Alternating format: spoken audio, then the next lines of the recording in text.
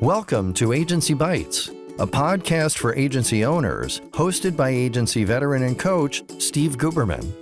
Agency Bytes is a podcast focused on delivering actionable agency information from agency experts in about 25 minutes. Why 25 minutes? Because who has the attention span for much more these days? And you can squeeze in a listen between meetings with time for a bathroom break or coffee refill before your next meeting. Welcome to Agency Bytes. I'm your host, Steve Guberman from Agency Outsight, where I help agency owners build the business of their dreams. This week on Agency Bytes, I am thrilled to be joined by Amy Hood. She is a designer and co-founder of Hoodzpah, a brand identity studio based in Southern California that's worked with brands like Disney, Nike, Netflix, Target, and the Lakers. She's the co-author of Freelance and Business and Stuff, a practical guide for creatives. And when she's not designing, you'll probably find her stress watching Lakers games or sketching at the beach. Amy, it is so great to have you on the show. Thanks for joining me today.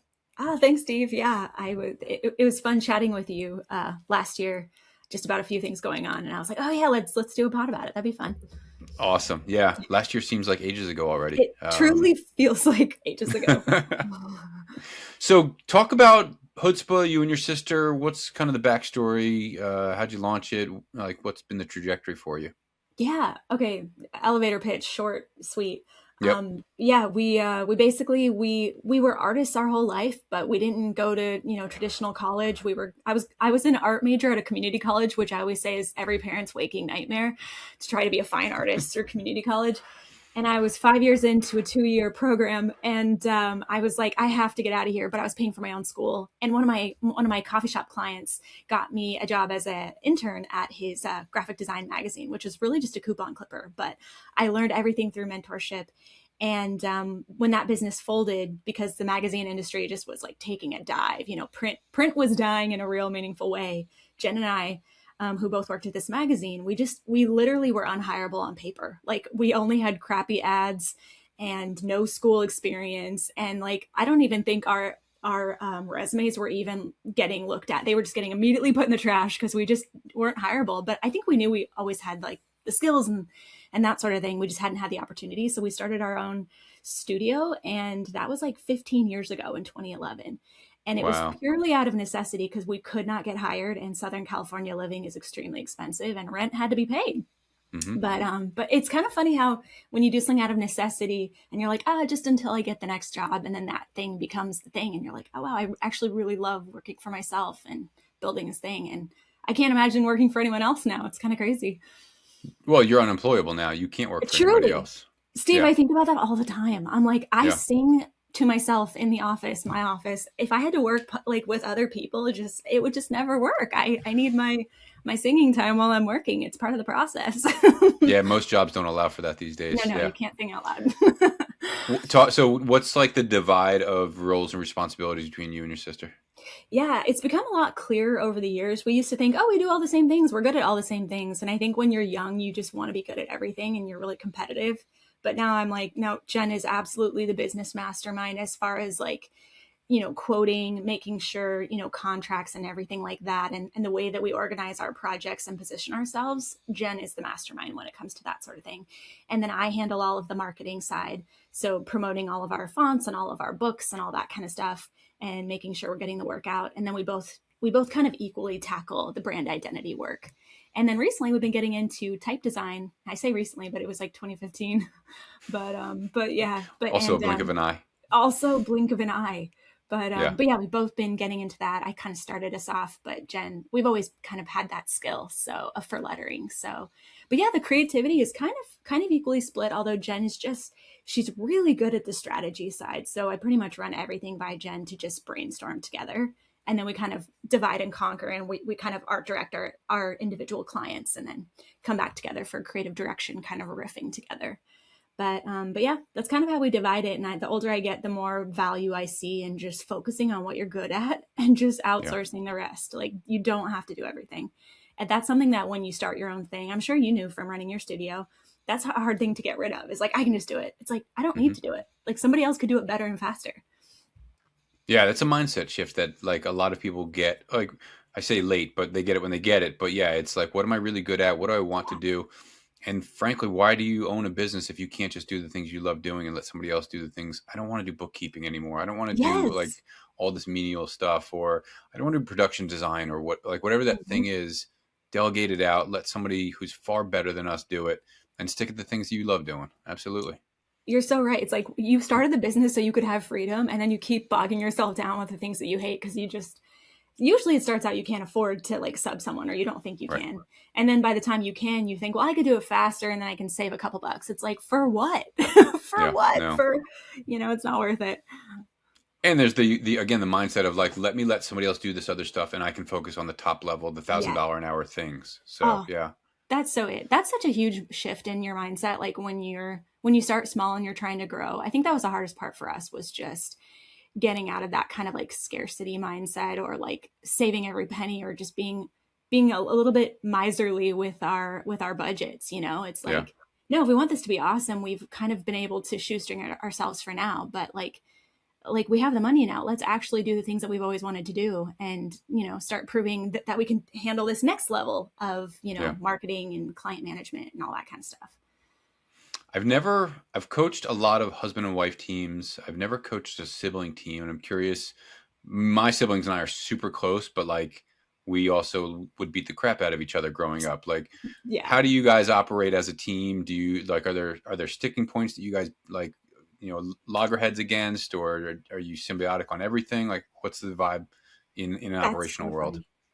Every time I talk to someone who was like, if I had to work with my sibling, I'd murder them. And it's so funny, but I think it's probably similar because we're twins and we grew up together and we're so used to just having to get along because my mom was pretty strict on us getting Hmm. along. I think it's more like a married couple, actually. It's like, it's a little bit more, it's not so much like I'm my own person and like we would come to brawls. It's more like a respect, but an annoyance, like a Yeah. seething annoyance when you disagree, but yeah, it can be really difficult. I think honestly I am thankful that at the end of the day we know that we love each other and we have each other's backs, because that's the thing when you're partner with people that are like not family or even just Hmm. friends, you always kind of wonder, you're like at some point it comes to a stage where you feel like someone's taking more, and it can be really difficult to know, like, are they thinking about me too? Are we all considering the bigger picture and everyone as a whole, or do I need to like watch out for myself here? And that can be really difficult when you're picking partners. Yeah. So I find it easier, but I feel for people who have to find partners. Just, all I can say is always get a partnership agreement just so everyone clearly knows their roles up front. That's Yes. the best thing you can do, because then there's mutual respect and like guidelines. I think the hardest part is when it's too wishy-washy and then people inevitably feel like taken advantage of because it's just not clearly stated. Yeah. And also, like, when you take that energy from a marriage into a business partnership, hopefully you're not keeping score in the marriage. So you're also not keeping score in the business. And maybe Yes. that's the mindset you guys have. That's so true. That's interesting. Yeah. I don't know if this is like a Southern thing or again a twin thing, but we always grew up where it's like you help and you pick up. Like if someone cooks, someone does the dishes. If grandma's outside raking the leaves, you go out and help her pick sticks. Like it's Yep. like we grew up in a very like you just help. You look at what everyone's doing, you see how you can help, and because of that, I think we're always looking for that in our team members too. Is like you said, don't keep score. Literally just jump in. How can I help? Are you busy? What can I take off your plate? When you're running a small studio and you're doing these big projects, like you have to have that mindset. It Right. can't just be like, that's not my role. It's like, we're not a big enough agency for everyone to have like clear set, very, very tight roles. It's like, you kind of just need to jump in when people need help. Yeah. And so you guys are, would you say, around 5 people now? Yeah, we're like five Full and a time? half. Five and a half? So we Yeah.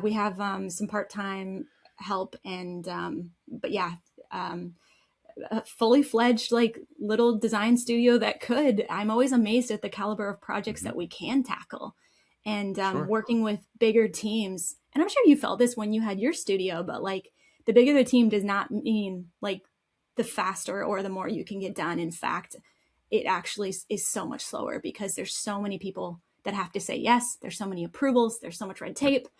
And so I don't want to grow too big. Even if we could, that's the last thing I want to do. Like, I really love how nimble and quick, and our clients really love how nimble and quick we can be.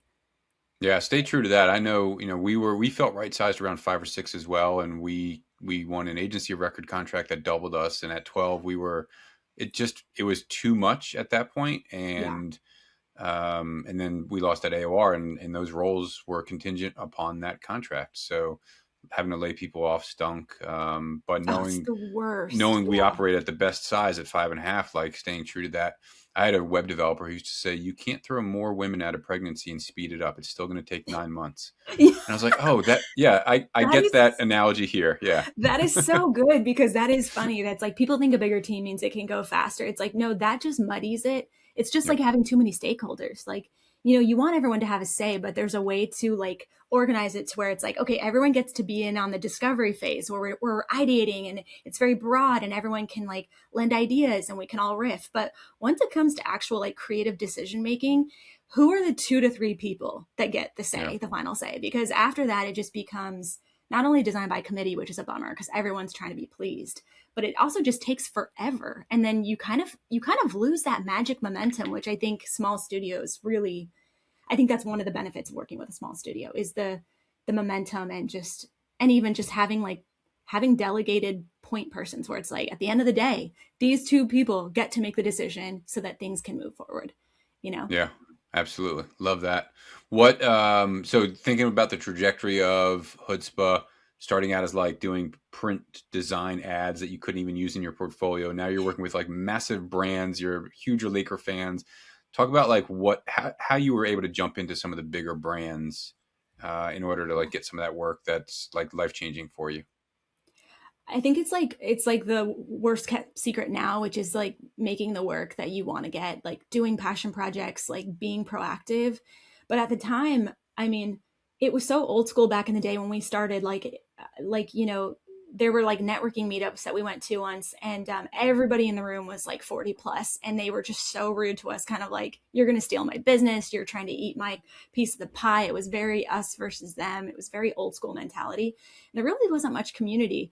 And so we just felt like we kept trying to get inroads the classic ways of like interview, try to get a job at the cool agencies, but we just couldn't. We didn't have, and rightfully so, we did not have the work to show for it, And so I think for the longest time, we've just realized like, if we want to get somewhere, we have to make our own opportunities. Like we just have to do the things to show that we can do them and take the time and eat the cost, not in an insane way that's going to like make me lose my house or something, but you know what I mean? Just like being proactive in your own life instead of waiting for the perfect opportunity.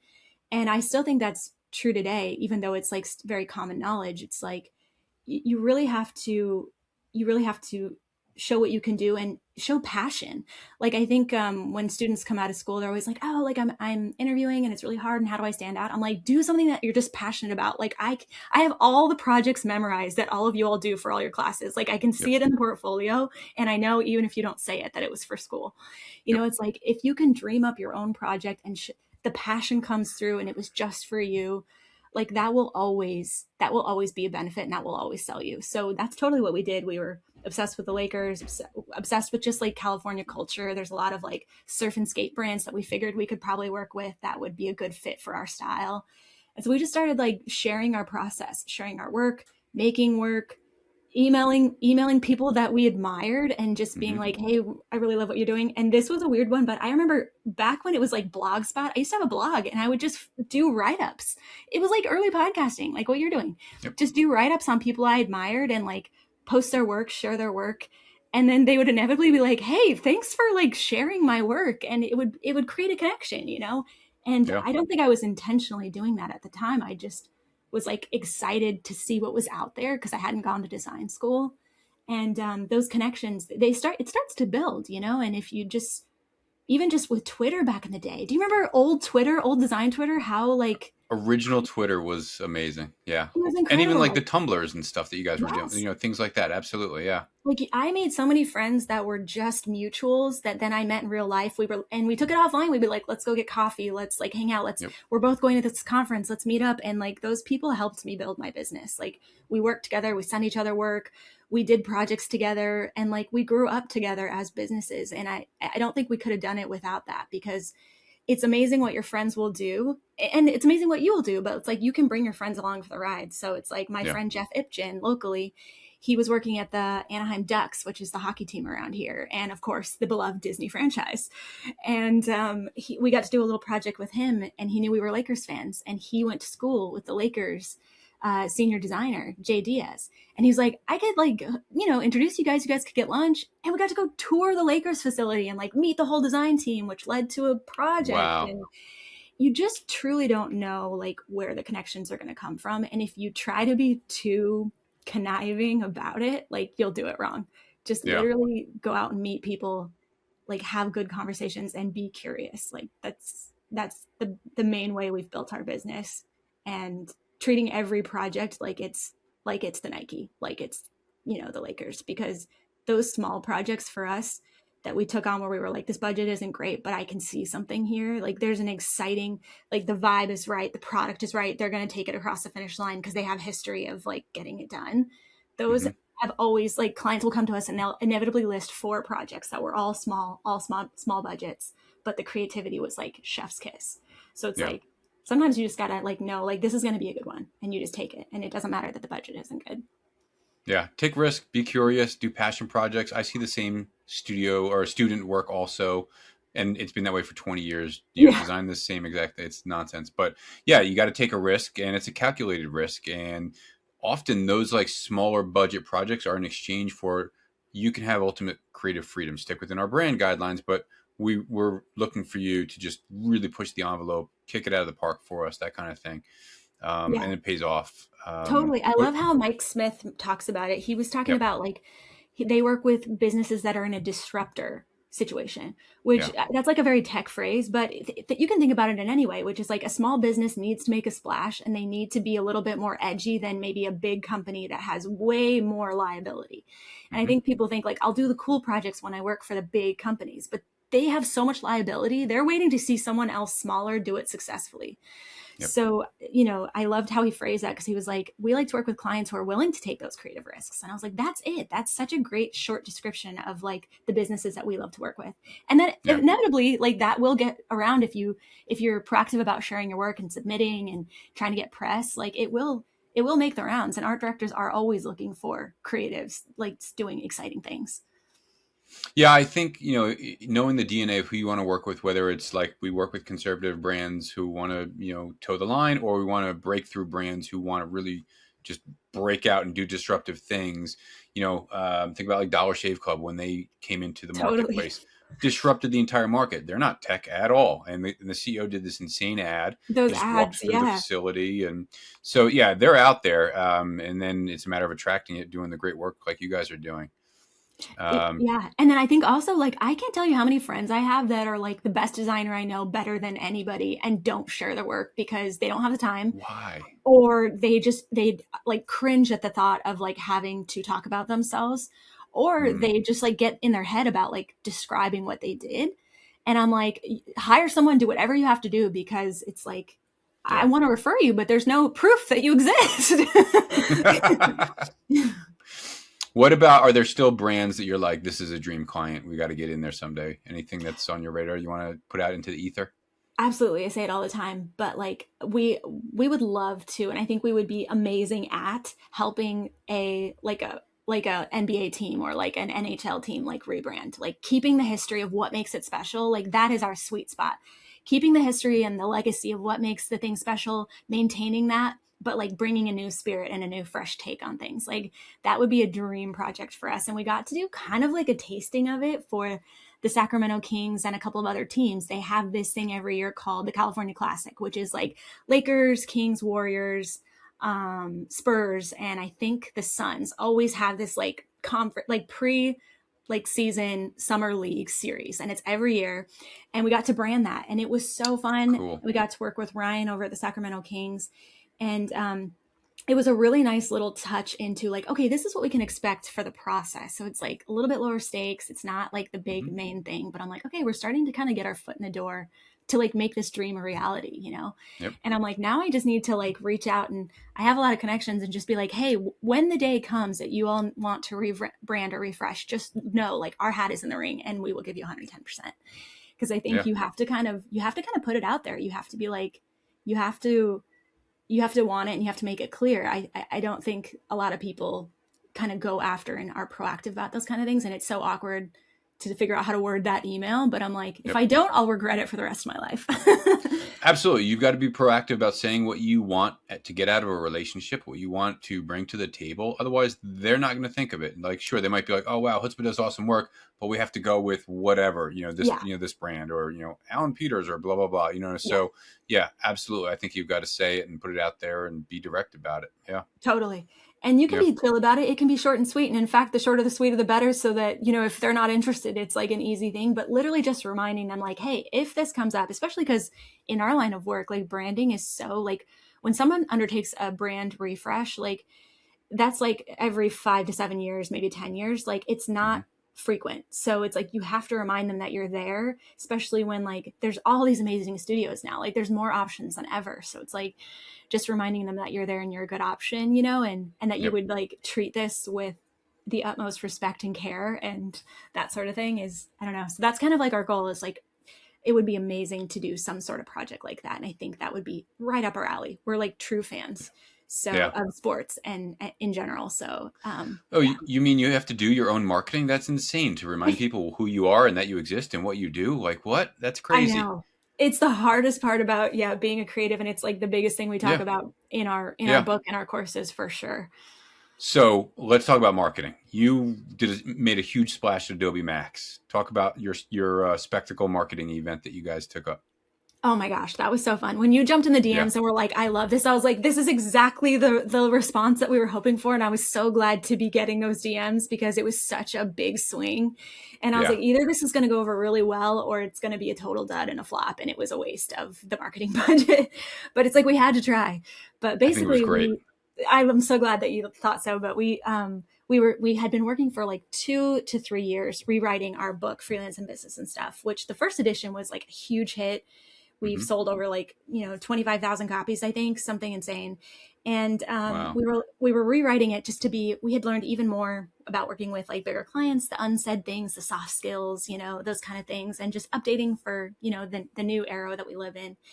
And we were like, we really have to like make a splash and really like let people know it's here. It's like the age of the freelancer in the small studio. Like, people are getting laid off. They need to be able to have these skills while they're finding their next thing, or maybe just starting their new thing that they had always been putting off. So we're like, we really want to make a splash. What if, when all these 15,000 people that are going to be commuting in LA for Adobe MAX, that are all our target demographic, what if we flew a banner plane promoting this book over Adobe MAX? And not on the nose, but like, kind of a like, wait, what is that? And like, I want to find out more. So we riffed a lot. We were like in text threads with friends, like riffing, doing mock-ups, but we landed on like No More Broke Creatives as like our kind of campaign. And then the tagline was, are you a broke creative? And it was like brokecreative.biz. And basically that just took people to the site, where it was just kind of talking about the book, the course, kind of our own personal story, how we started our business because we got laid off, and just kind of like addressing kind of the interesting times that we're in, which is that a lot of people are having to freelance right now that didn't want to, or that are not prepared but are needing to make ends meet. And that this is like a great tool to get you started with just like the tactical basics of how to run a smart business, and hopefully also grow one that you're like proud of, and, but it just bare bones starting it and then also growing and thriving. And it was amazing. I've never had to, to hire a banner plane. So just finding one, getting quotes, guessing how much it would be, and being like, okay, it's not as bad as I thought, but it's pricey. And, just like all the planning and everything was like fascinating. And I sharpened my negotiating skills. I will say we negotiated it down. We made it happen. And, I was like, really, it was like probably the biggest marketing thing we've ever done. And it was quite fun having everyone just like building the suspense, like it's coming, look up. Like we had all these fun little like cryptic posts, and we shared it with a couple of friends so that they could kind of like whisper around maybe like teasers, around Adobe MAX. And our friend Andrew Hockrattle was like big in the community over there at Adobe, and he helped us kind of like spread some rumors. Yeah. And yeah, he's a good person for that. He's a rumor miller. The best? Yeah. Oh my gosh, he's so funny. I love him so much. And it was amazing, but it literally, it almost flopped. Like everyone, we were like, okay, everyone will be out and about in the city, like getting lunch and like walking around and taking a break at noon. And then the plane took off like early because there was Santa Ana winds were blowing so hard that they missed kind of our window. But luckily the last spot before lunch let out early, I guess. And so everyone happened to be outside just as it was flying Oh, over. cool. And I was like, it was such a relief because if you can't fly that day, they're like, we'll just make it up another day. I'm like, the event is today. Yeah, there's no other day. Yeah, it has to be today, So it was So big risk, big reward. I love that. I'm curious. So with little expectations, were you able to track metrics, whether it's site visits or QR click? There was no QR on it. So yeah, I mean, what kind of metrics were you able to gather from it? Well, we did do Google Analytics, obviously, on the brokecreative.biz, which was great. So that we got a lot of traffic from it. I will say, like, it wasn't as huge as I thought it would be, but the buzz on social media to me felt good. Yeah. So it was like there was a lot of buzz of just like, which is kind of what we wanted, was just like awareness of, like it's coming, it's happening. The second edition is finally here. We've been talking about it for 2 years, and it's finally here. So we had a lot of. And we did get a ton of pre-orders, I will say. So it's like, I need to go back and like fully like dig into the details. Because of course it was right before the Thanksgiving break, right before the holiday break, all that kind of stuff. But I think it was fully a success in that we took a big swing. Everyone was talking about it on social media. We captured it with a photographer. So we've got these ads set up that we're going to run in the new year that's kind of riffs on the idea. And we're hoping to continue the footage on as like kind of like a larger campaign of no more broke creatives, and just like Love it. Really leaning into that for 2026. So I'm excited to see how it like grows and how we kind of riff on it. And I want to do more in-person activations. I'm still kind of thinking about it, but just like even just like popping up at, AIGA local events and doing something fun there, something a little bit more personal and small, like actual like person to person. But we're still kind of riffing on that. We love the idea of spectacle and activations and in person. And I think with all the fatigue of like just advertising is so ubiquitous now, like it's everywhere. You can't escape it. It's like, I think that kind of marketing it feels good right now. It feels like a reprieve. Yeah, that's what was different about it. I mean, yeah, anywhere you go, LA, New York, whatever, there's a million things just in your face. And this was different because it was in the sky. People were looking up. I saw a million people sharing about it. And I thought it was different. And, I love the idea of doing like guerrilla activations and something different and getting a buzz out. Is that something that like you would do or have done for clients, or was this like your first kind of out of the box campaign? That's such a good question, because I think part of the reason we wanted to do it for ourselves is because we kept kind of pitching ideas to clients that they were kind of like, oh, that's interesting. And they liked it, but it felt like too big of a risk. Yeah. And like we had a couple things planned that were smaller with a couple clients, like really funny ad spots. But to be honest, we haven't really gotten into marketing that much for our clients. We mostly stick in the brand identity realm. Okay. But when you're launching a new brand, we always try to like talk with the clients about like what's a big way we can make a splash to announce this rebrand in a fun and exciting way that shows the shift in the mentality, in the vision, in the ethos, in whatever it is, or what we held on to, in this brand refresh. So I think a lot of what we wanted to do was just like treating ourselves like the client like we had when we started the agency all those years ago, which is like trying these things for ourselves, seeing what works, seeing what activations are meaningful, so that when we do pitch these ideas to clients, it's not like, oh, well, have you ever done anything like that? It's kind of like we have experience to fall back on, and in that way, I thought it was really beneficial. And just like, knowing what these things cost, being able to like put together like a informed budget for clients, I mean, like it's not actually as much as you think. And it's like a pretty cool moment. So I think that was a lot of the reason that we did it, was again, like practicing what you preach, like showing that you can do the thing that you're trying to sell your clients on, Yeah. Yeah. You took the risk on yourself, and now you can parlay that into, we can do this for you as well. Easily. Yeah. Totally. So you took the shift from also like we're a brand design studio to you've got a font app, you've got a book in its second iteration. What was it like kind of shifting your and Jen mindset from being brand designers to product designers? Yeah, I think that's always been innate to us. I don't know why, but like when we were young, like I remember when I was in high school, like I was dating this guy that was on the basketball team, and I made a shirt that's like had his name on it and rhinestones and school colors and stuff.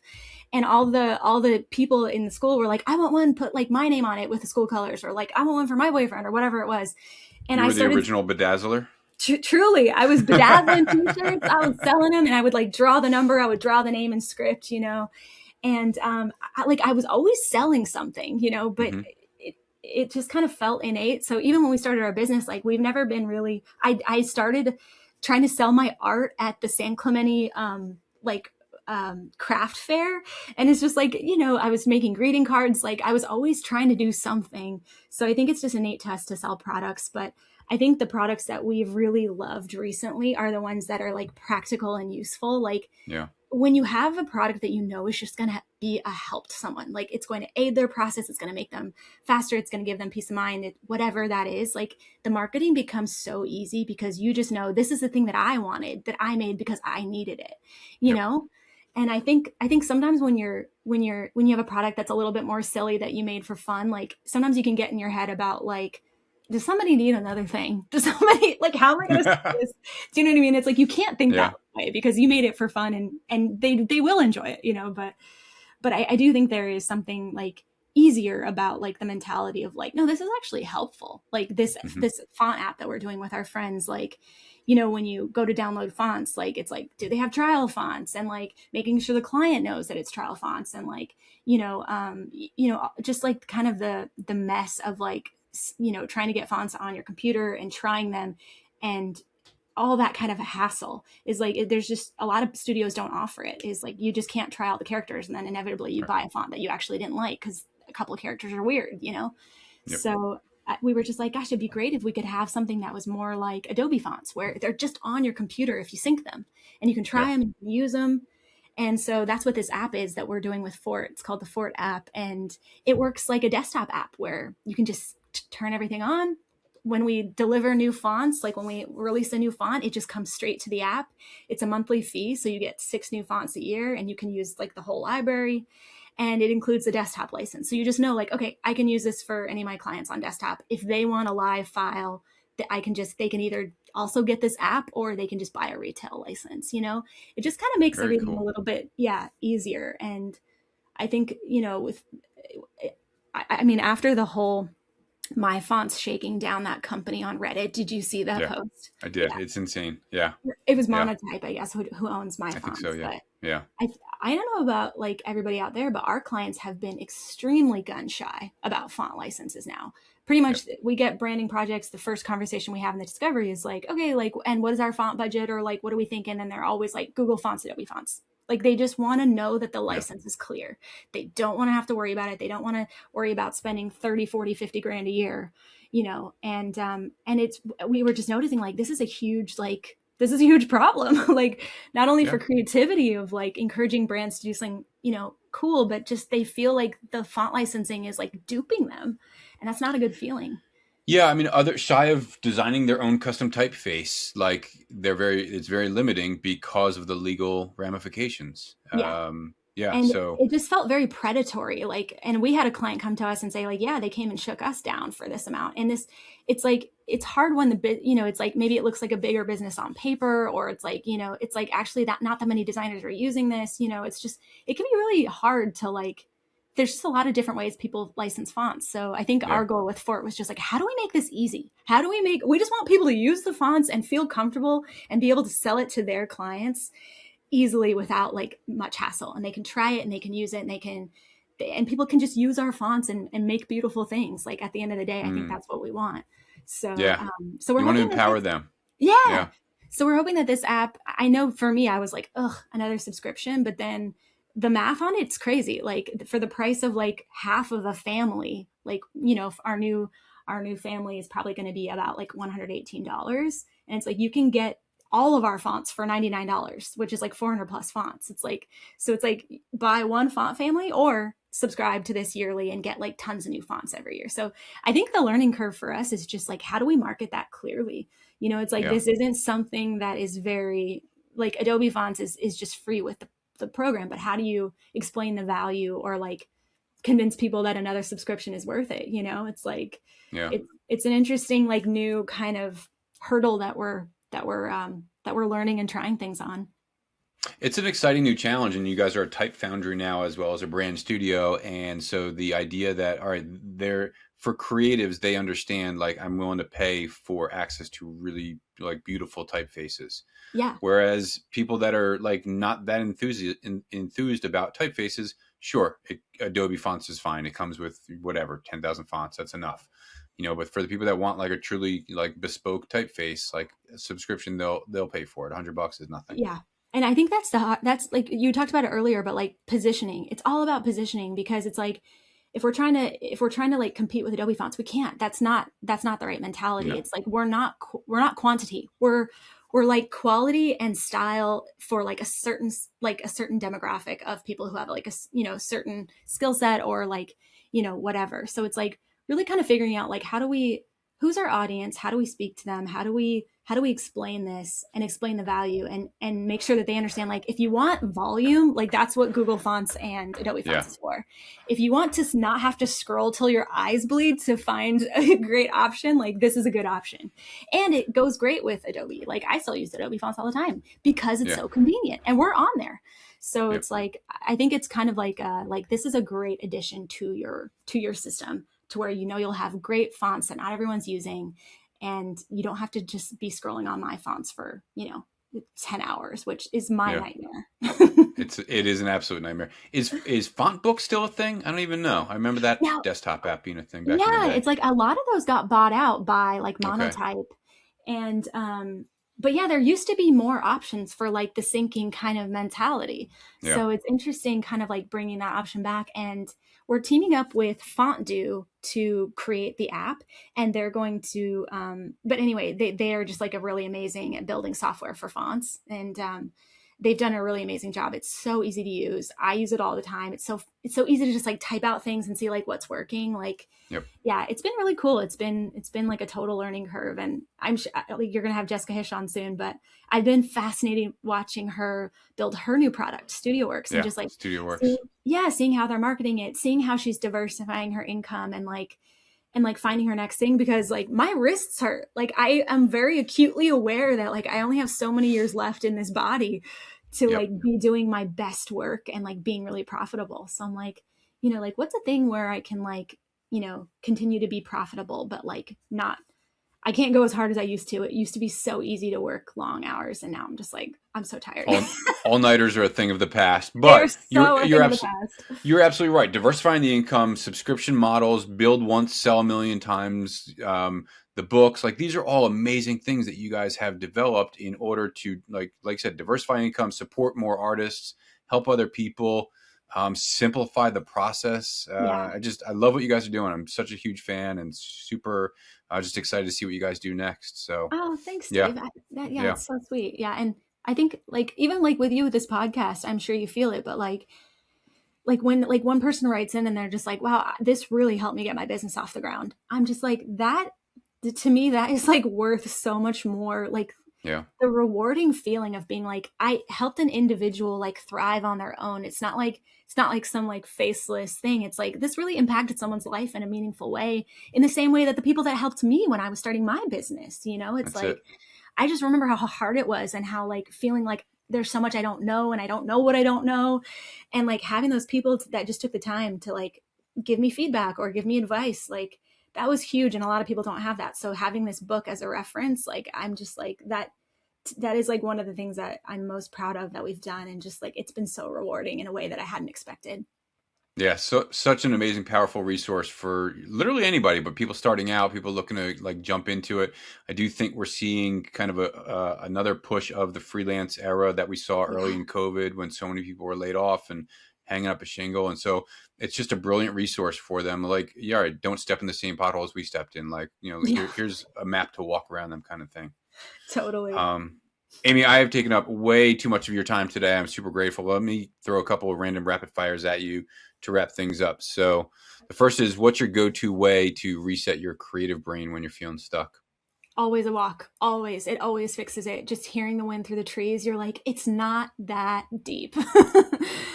Yeah. Love that. So true. What's something that you believed about being a creative early in your career that turned out to be completely wrong? I remember everyone was like, never share your process, never design live with a client, like keep all the mirrors and curtains up. And I found that to be not true in a lot of cases. Not always. You have to really be like acutely aware of what the client is able to like see and understand and like their imagination capabilities. But I mean, I can't tell you how many times I just get on a call and we just do a live design together and we fix it in 5 to 15 minutes instead of 3 weeks of back and forth and them feeling and losing momentum and them feeling like, wow, they really don't get it. It's like, just get on the call, talk it out. Oh, I love that. Couldn't be more true. And then finally, what's one boundary that you've put in place as a studio owner that's had a bigger impact than you expected? Gosh. I think, growing up in the Instagram era, it felt like, oh, you have to be authentically you and share every part of you and like monetize every part of you. And I think we set a boundary pretty early on where it was like, we get to have our personal life. Like we get to have things just for us that aren't for shares and likes and, monetizing our lifestyle or whatever, and it's really hard when you are your business and you started your business with lifestyle branding and sharing every aspect of your process.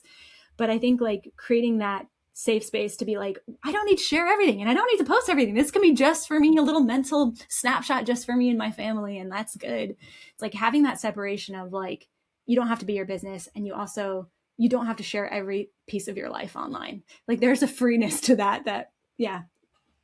Yeah, I love that. It's so true. Like sometimes I'll do a thing and I'm like, yeah, it doesn't need to be posted. Like that's just for us. Like who cares? No, nobody's gonna be like, hey, Steve, you didn't post that you were at the grocery store yesterday, or Amy, were you even at the Lakers game? Like, yeah, exactly. Yeah. Amy Hood, Hoodzpah Design, big fan. Folks, check out Fort app coming. Is it coming soon? Is it out? It's here, but we're adding new things every month. So yeah, and we're gonna be supporting web fonts soon. So yeah. Subscription model typeface Foundry, and the second edition of the book is out. So grab it now. The links are going to be in the show notes. Thank you so much for spending time with me today. Oh man, thanks, Steve. This was so fun. Thanks again for tuning in to Agency Bytes. If you know someone with expert knowledge on a topic that agency owners would love to hear about, go to agencyoutsight.com/podcast-guest and nominate them.